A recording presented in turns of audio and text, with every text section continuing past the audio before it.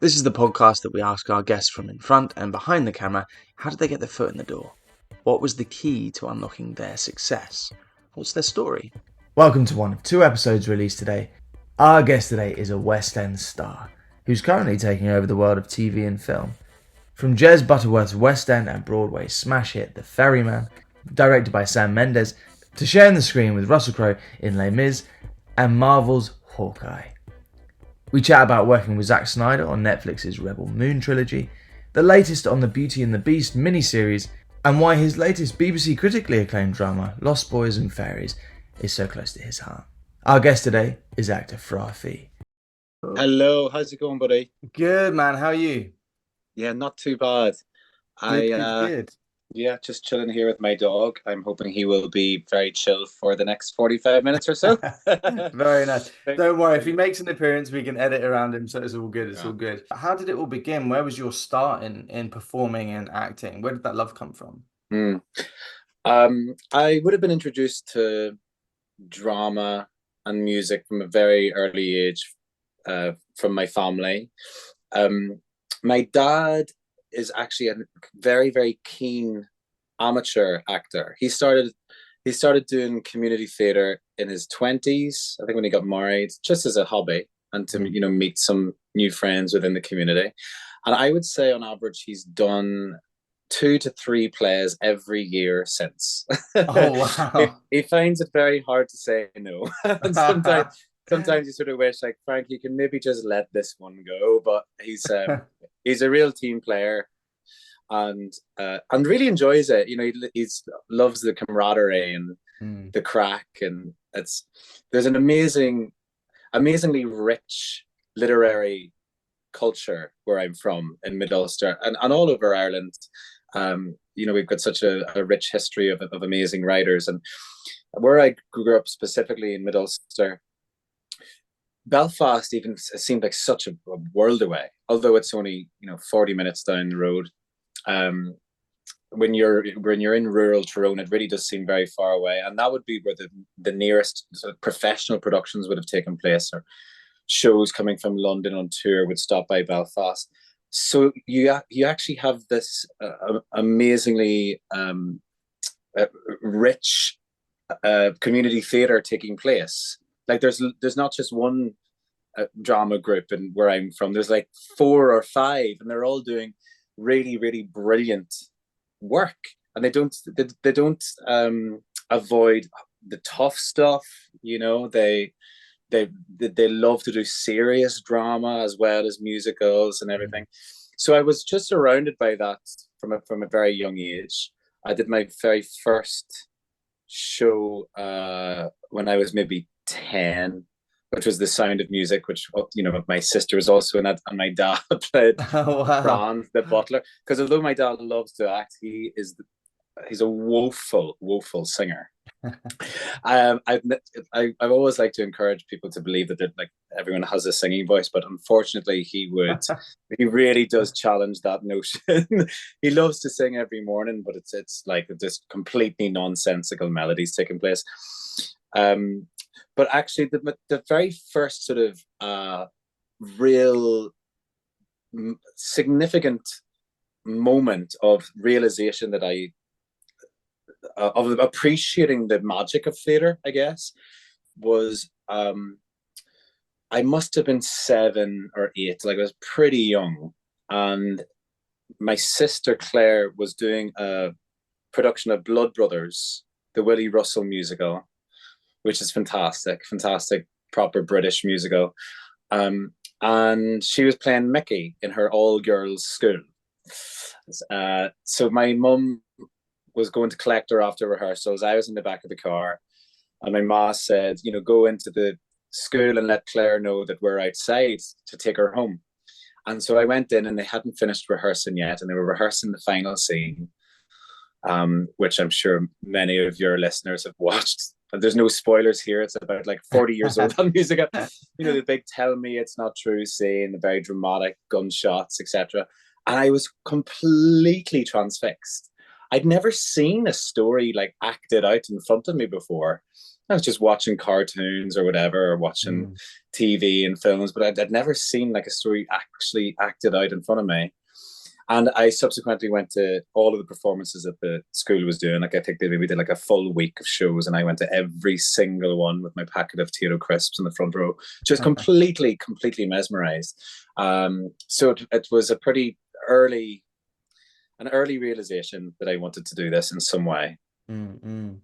And do you, I mean, now you've done loads of stage work, you've done film, you've done TV.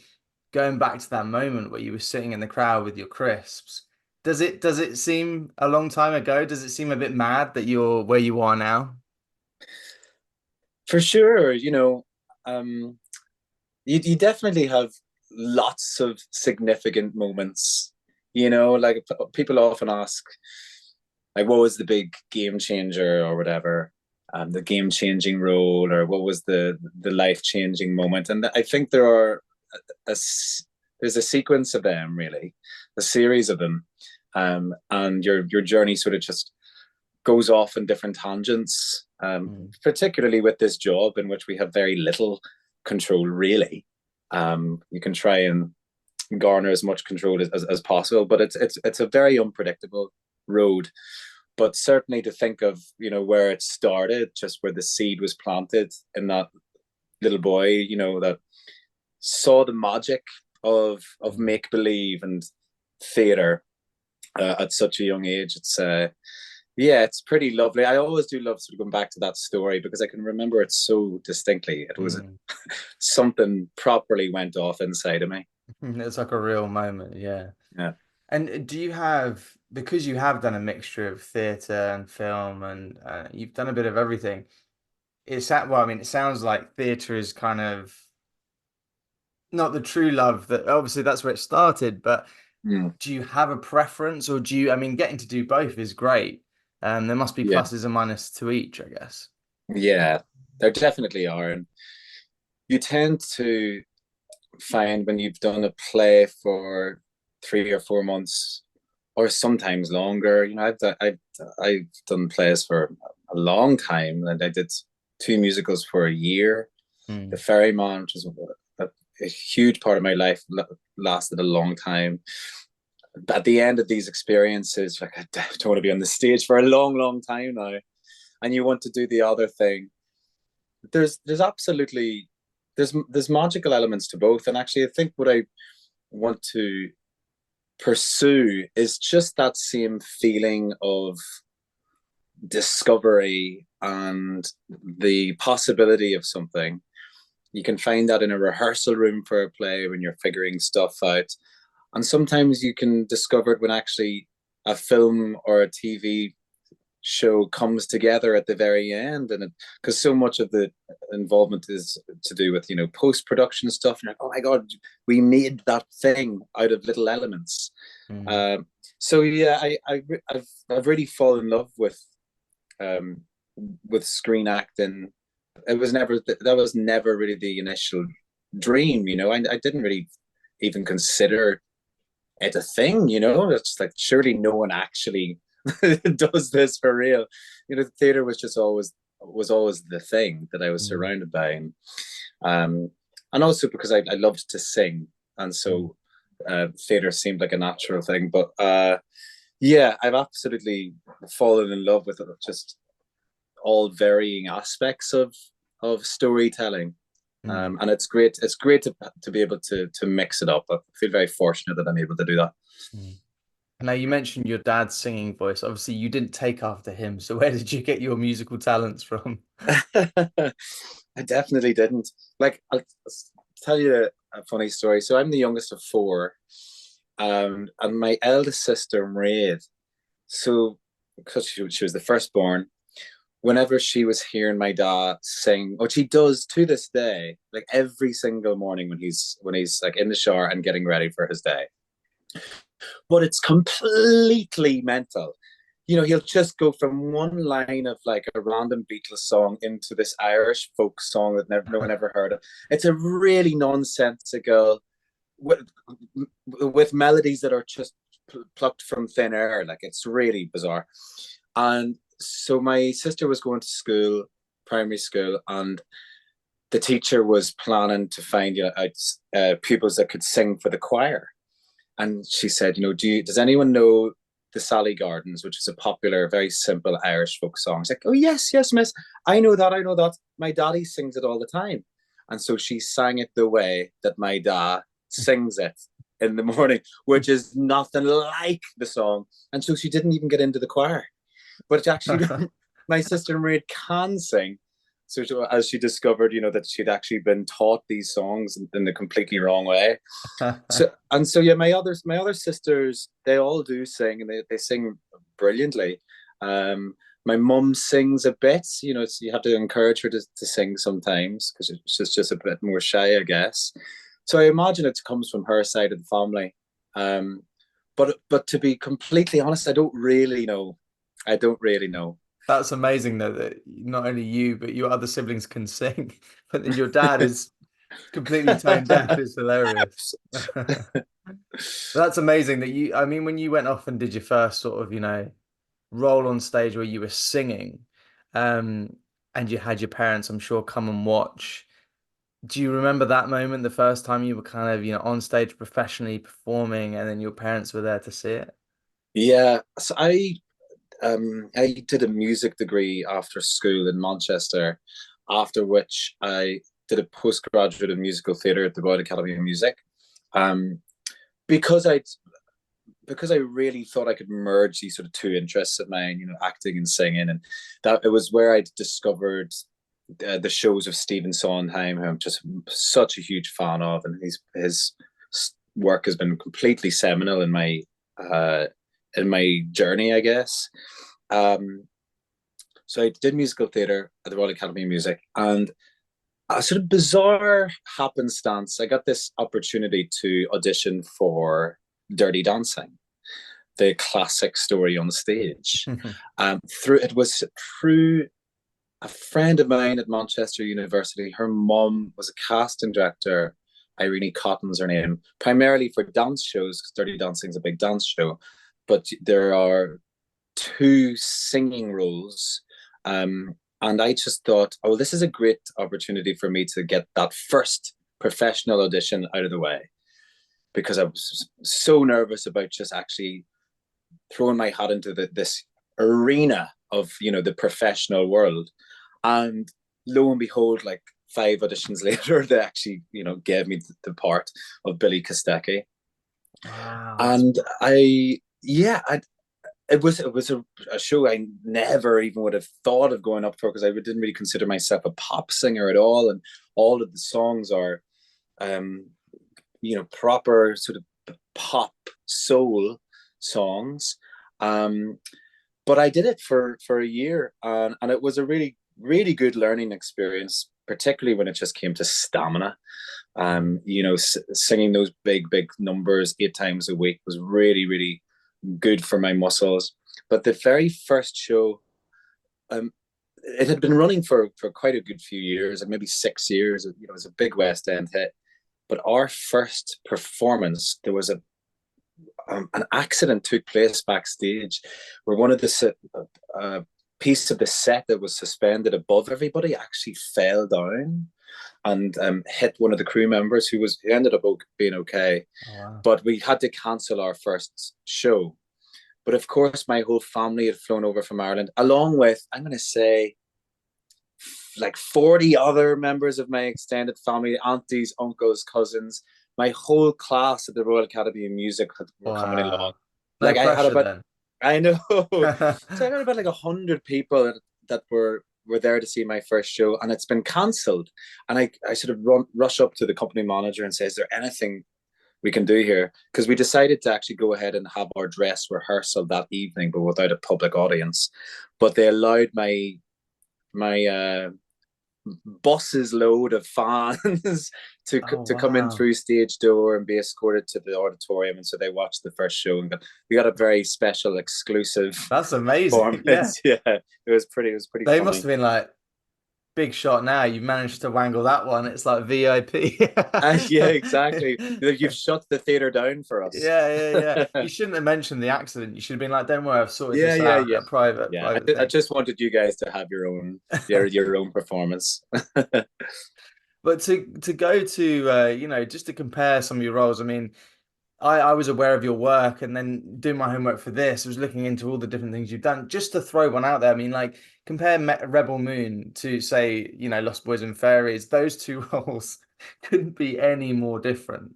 Yeah, Do you enjoy like taking on different roles and kind of immersing yourself in and being very different in things? yeah.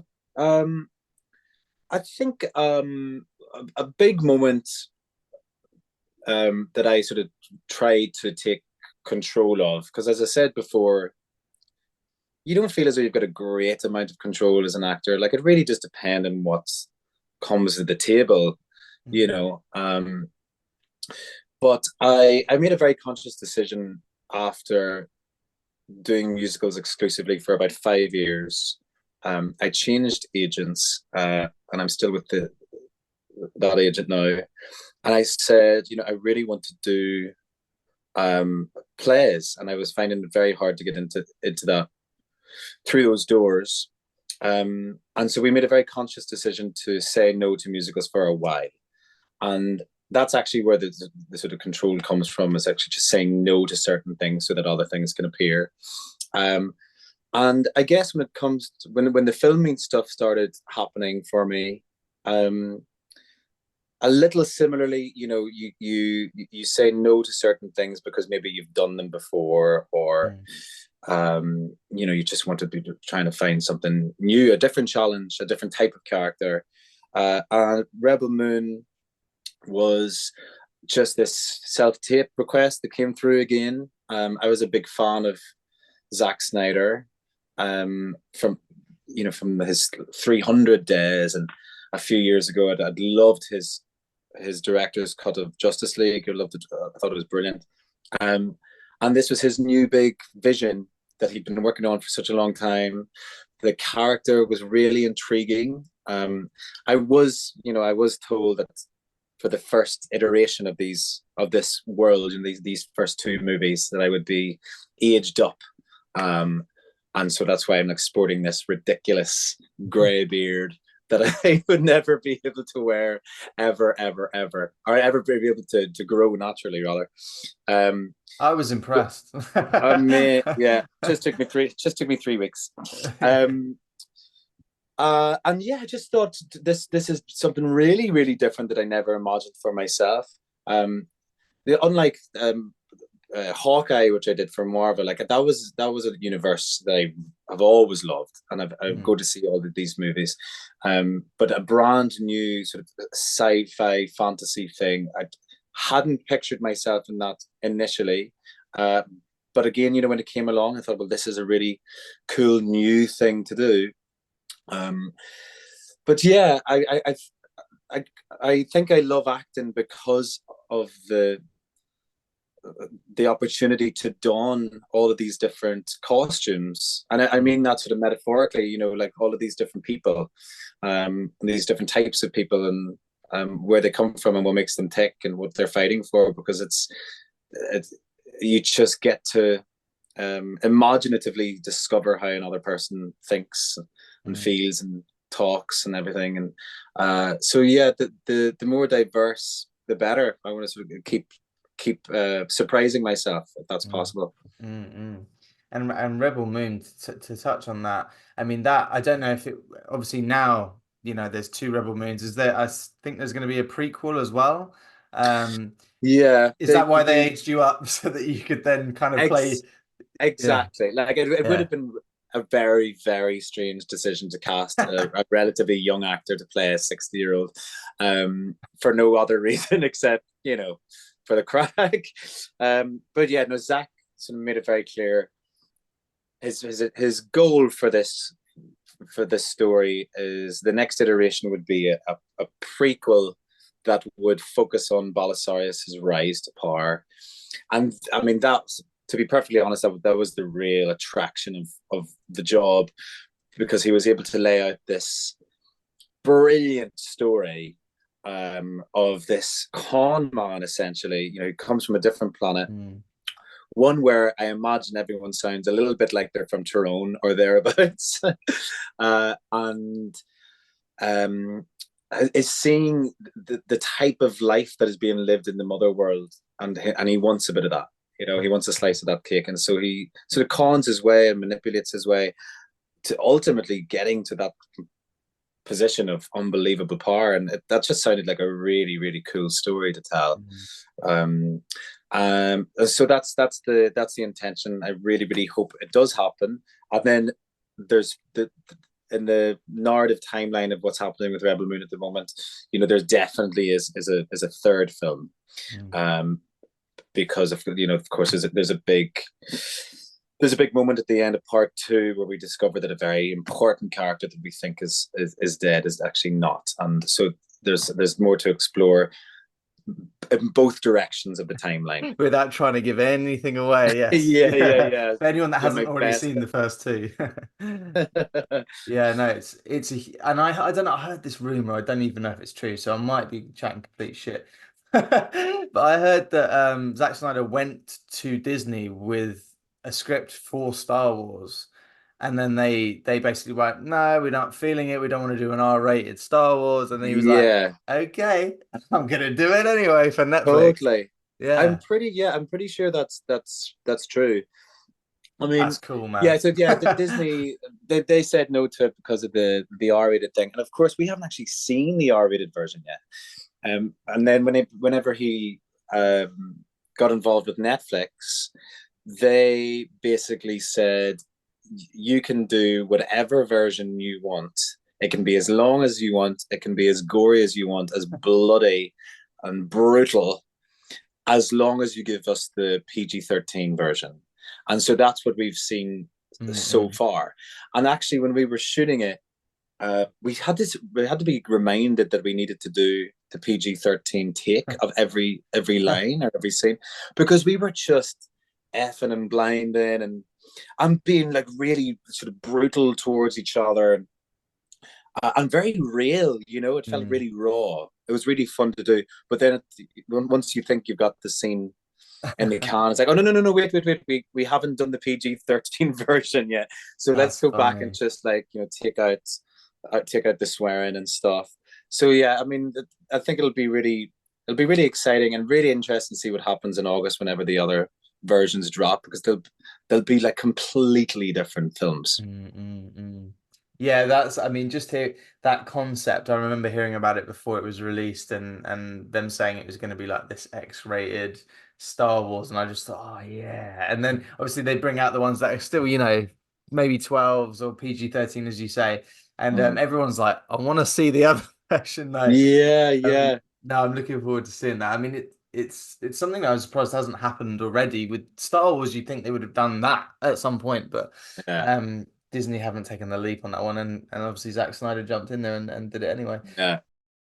Check out the Patreon at patreon.com/life in film, where you'll get episodes early and uncut, amongst other treats. And don't forget to follow us on Spotify and Apple Podcasts. If you enjoy this episode, please leave us a positive rating. Add us on Instagram, Twitter, TikTok at Life in Film Pod, and find our video episodes on YouTube by searching Elliot James Langridge Life in Film.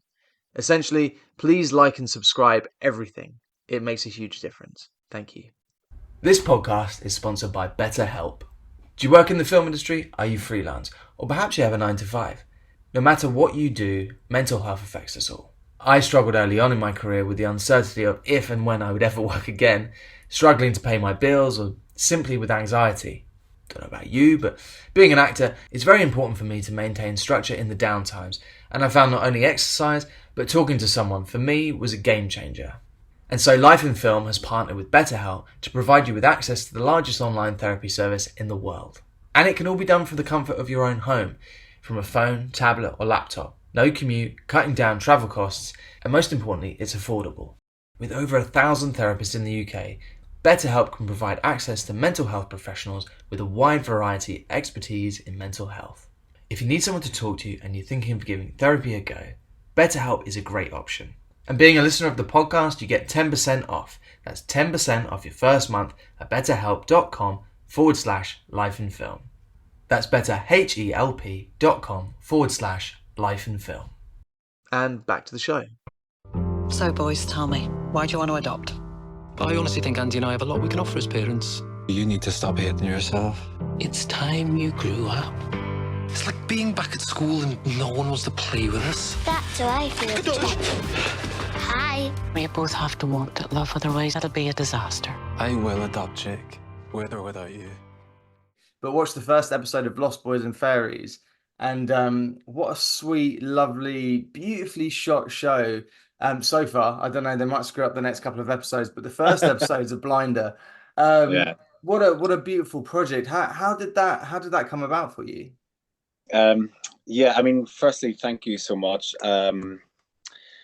It's been such a profoundly joyful experience, that show. It, like anything else that just came through my email inbox from my agent, you know, a request to do a self-tape. And I initially thought that I was going to be too young for the role, because the two characters of Gabriel and Andy were written in their mid-40s.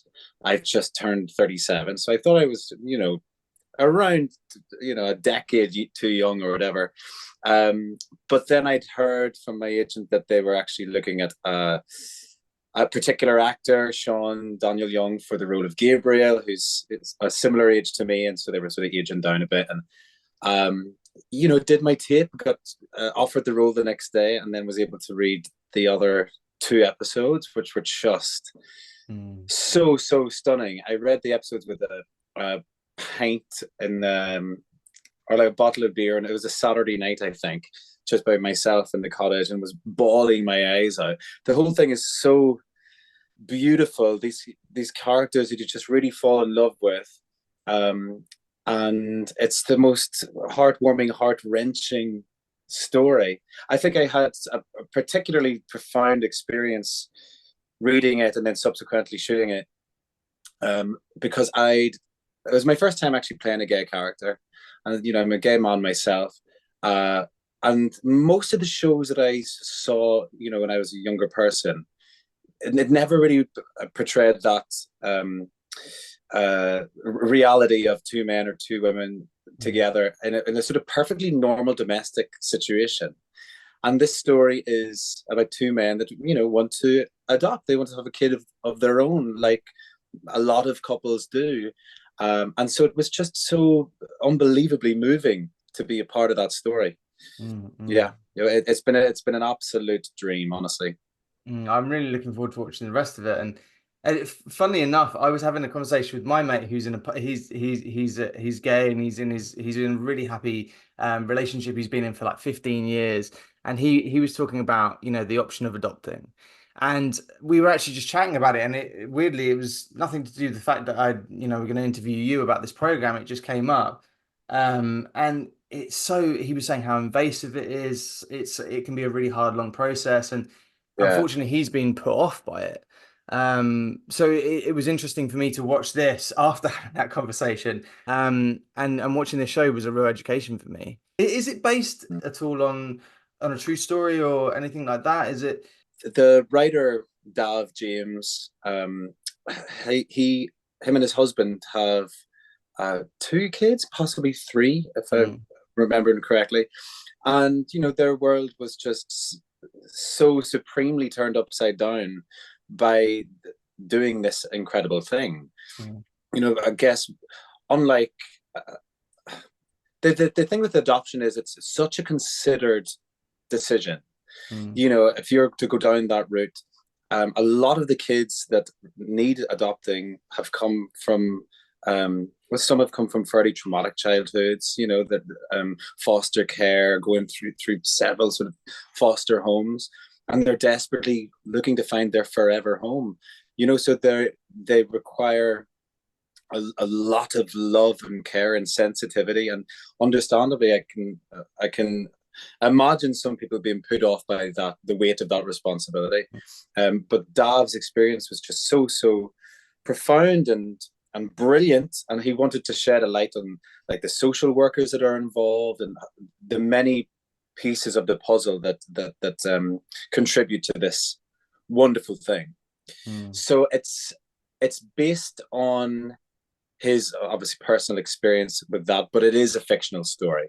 You know, he's sort of taken all of these elements from his experience, and also as a gay man, a Welsh man who speaks Welsh.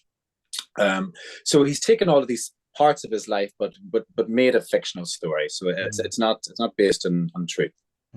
Well, it feels very grounded, but then at the same time, there's almost elements of fantasy and imagination, and I love that mixture. Mixed in with the beautiful music and the cinematography as well. I think it felt really unique, and it really kind of popped out to me. But yeah, as I say, I'm really looking forward to watching the rest of it. In terms of advice to young actors coming in and maybe leaving drama school at this point, is there any advice you'd dare to give to people getting their foot in the door now? I mean, I get asked this, quite a bit, and I'm very happy to meet up with young actors that just want a bit of advice and go for a coffee or whatever, and I have done in the past. But I used to teach a lot in drama schools, which I really loved, because I went through the exact same experience, and honestly, I really do think I'm very, very grateful for how things have panned out for me. But it's as I said, with that lack of control, it's such an indeterminable thing. I think ultimately the advice that I would give is, if you really love it, and most young actors that have gone to drama school obviously really do, because it's a tough few years that you go through. If you really, really love it, continue to invest in your curiosity. Continue to go see plays.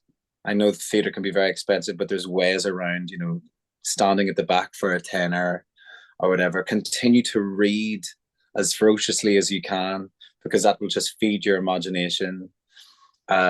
Continue to watch films that are good, TV shows that are good. Feed your curiosity and just observe the world around you, because actually that's just then any time not working is never wasted. You're constantly sort of building up this treasure trove of inspiration to draw from, and just keep going for it. It is a really, really tough industry, but when it works for you, it's the best thing ever, and the people that you meet, the stories that you can be a part of, it's really very, very special. So I absolutely would just say, don't give up and just continue to feed your curiosity, and remember why it is that you got into it in the first place. I love that. That's a great little sound bite. I'll use that bit. It's very inspirational, and should be the way we end the episode, but I'm going to lower the tone instead of having that be the end. Most embarrassing moments,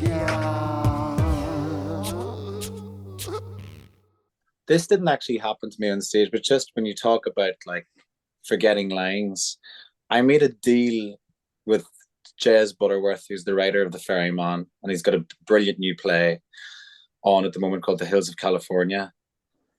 I think we were just sort of talking about what would happen if I just completely forgot my lines.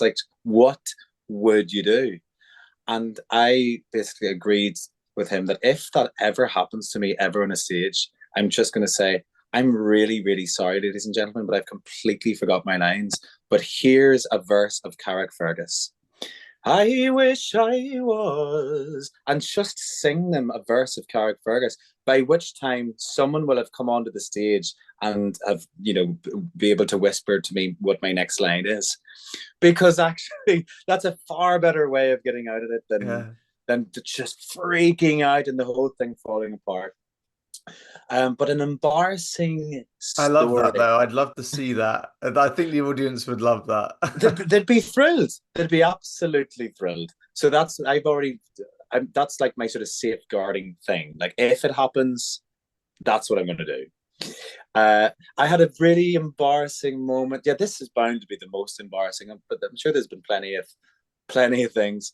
My second job after Dirty Dancing was a production of Fame in Ireland, in which the two leads were cast via reality TV competition in Ireland.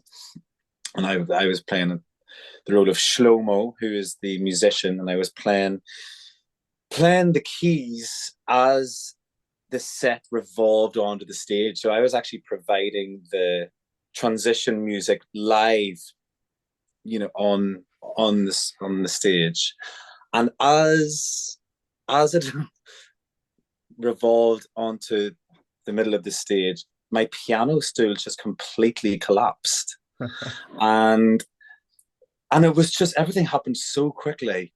But from playing this lovely music, all of a sudden I'm just like staring at my legs, and they're up in the sky, and this deathly silence. After about maybe 5 to 10 seconds, people realize that was not supposed to happen, and the whole auditorium just erupts with this deadly laughter. It was horrendous.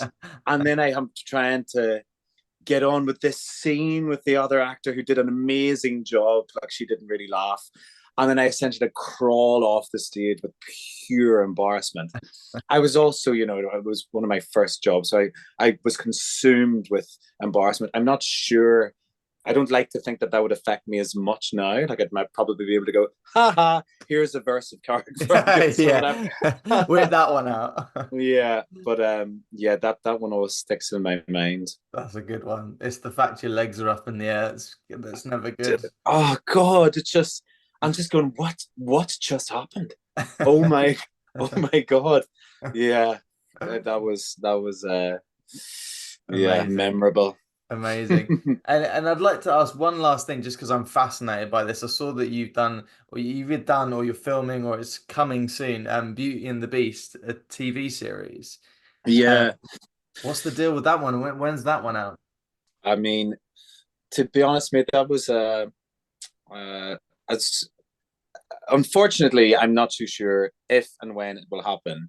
But it was a real sort of tough lesson for me to learn about the precariousness of this industry. I got cast as the prince in a prequel version of Beauty and the Beast, which was following Josh Gad's and Luke Evans's characters, Louis and Gaston, with original music by Alan Menken, who did all of the original Disney soundtracks, like such a hero of mine. And I was very, very excited. I think it was going to be shooting around where I live, actually, like in Oxfordshire. And I was like, this is so convenient. But, a huge Disney Plus eight episode thing. And my American agent called me and was desperately trying to get in touch with me, in fact, because I don't think I was answering my phone. And they eventually got in touch with me and said, we need to tell you something really, really unfortunate, but we need to tell you now because they're going to be letting this information out on the internet in about half an hour. And they said like the project has been indefinitely postponed. And half an hour, it was all over the internet. And I'd already, I was waiting actually several months before this project to begin, and wasn't able to do anything else. So it really felt like such a blow. However, there was a silver lining situation there, because 2 days after that devastatingly disappointing phone call, I was asked to do Cabaret in the West End, taken over from Eddie Redmayne, which is something I wouldn't have been able to do if I was doing Beauty and the Beast, and ended up being such a joyful experience, and such an unexpectedly joyful experience. So these disappointments hopefully pave the way for something else to take its place. But it may get made. I'm definitely getting older, so I'm thinking my time is the juvenile prince might be at an end. You But, never know. You never know. But I was aged up for Rebel Moon. Maybe I could be aged down for Beauty and the Beast with like lots of makeup and a very bright white light. So yeah, we'll see what happens there. But it's fair enough. I'm sorry yeah. to have brought that up. I feel like I That should have known that from doing my my extensive homework. yeah, But it's all good. It's all good. It's a funny. It's such a funny game. This, and even like last year, I couldn't go on social media without reading about yet another show that had been cancelled. Not even like not being recommissioned, like things that genuinely had been announced that just were no longer going to be made. And then you had the Batgirl movie that was made, yeah, and then is never going to see the light of day. it's mad. It's nuts. There's the Yeah. other one. There was a Looney Tunes movie as well, which looked like it was a pretty big budget, and it just they're like, we're Yeah. not releasing it, and you just think all the people that have put all their time and effort into Yeah. those projects is just crazy. And for some people, that could have been the game changer, and Totally. I try my best not to be consumed with the what ifs of what if that had panned out, because to be honest, like it's happened so many times and varying degrees of significance, I guess. So like part of the game is just having a sort of mindful attitude and just going, the here and now is what really matters. And there are always things that you can do when you're not working, as I say, and I would take the exact same advice that I give to young actors coming out of drama school, and I just like replenish myself and get read more books that I want to read that are on the shelf, and go to the cinema and do whatever I can to sort of feed my the artist in me. Because there's going to be hurdles and disappointments, but there's also going to be real thrills. Well, thanks for being honest about that, because I know you didn't have to mention any of that, and I just think it's great because the audience, or anyone that's kind of struggling, is going to hear that and go, it's not just me that just got hugely fucked over by this job or whatever. So that's thanks, man. I appreciate it, and thank you so much for your time. Mate, I thank you. cannot wait to see the rest of the show, and all the best with it. And thanks so much. I will warn you just to have some tissues nearby, because no. it is a heart-wrenchingly beautiful couple of episodes left you've got. Yeah, love it. All right, man. Well, take care and all the very best. Much. Cheers, buddy. Bye-bye. Thank you to our guest Fra, and thank you to his team at Personal PR. As always, thank you to our sponsor, BetterHelp.